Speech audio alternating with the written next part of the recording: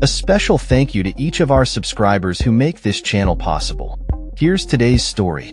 In a significant development overnight, European allies have renewed their calls for increased pressure on Russia as they stand firmly behind Ukraine ahead of the anticipated peace talks in Alaska between U.S. President Donald Trump and Russian President Vladimir Putin.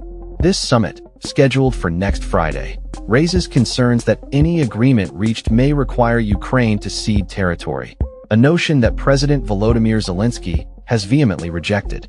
The White House has confirmed that Trump is open to a trilateral summit that includes Zelensky, but the Ukrainian leader has made it clear that surrendering land is not an option. Ukrainians will not give their land to the occupier, Zelensky stated emphatically on social media. He further warned that any decisions made without Ukraine's involvement would ultimately undermine peace efforts. In response to the summit announcement, European leaders issued a joint statement, emphasizing that a successful resolution to the conflict can only be achieved through a combination of active diplomacy, unwavering support for Ukraine, and sustained pressure on Russia to end its illegal war. Leaders from France, Germany, Italy, Poland, Britain, Finland, and EU Commission Chief Ursula von der Leyen collectively expressed their commitment to maintaining diplomatic support for Ukraine while imposing restrictive measures against Russia. They underscored that negotiations must start from the current line of contact and that any resolution must safeguard Ukraine's vital security interests, including credible security guarantees that enable the nation to defend its sovereignty and territorial integrity. Zelensky responded positively to the European leaders' statement, expressing appreciation for their steadfast support and reiterating that the end of the war must be fair. He highlighted the importance of solidarity among allies in achieving lasting peace, which he believes is essential for the security of Europe as a whole. Meanwhile, national security advisors from the US, EU nations, and the UK convened in Britain to align their strategies ahead of the upcoming summit.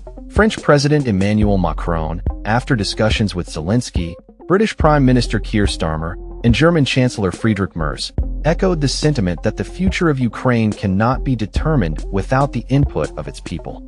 Zelensky's evening address reinforced his call for an honest conclusion to the war, placing the onus on Russia to bring an end to the conflict it initiated.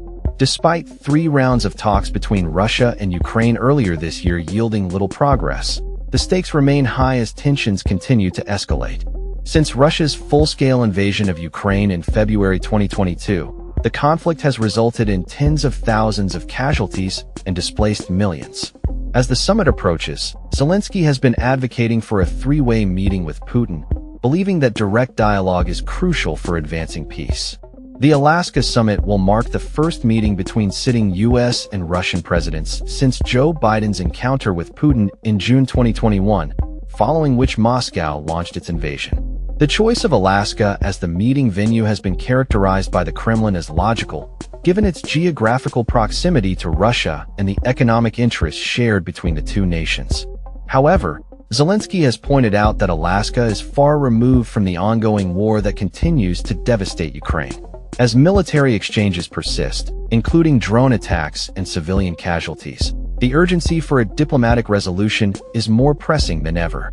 The Kremlin's demands for a peace settlement include Ukraine withdrawing its forces from contested regions and committing to a neutral status, which Kyiv has firmly rejected, insisting that it will never recognize Russian control over its territory. While diplomatic efforts are underway, Ukraine remains resolute in its commitment to reclaiming its sovereignty through negotiations rather than military confrontation. The outcome of the upcoming summit could have profound implications for the future of Ukraine and the broader geopolitical landscape in Europe. That's all for this story. We upload videos every day covering many different subjects, so hit that subscribe button to stay informed. Thanks for watching.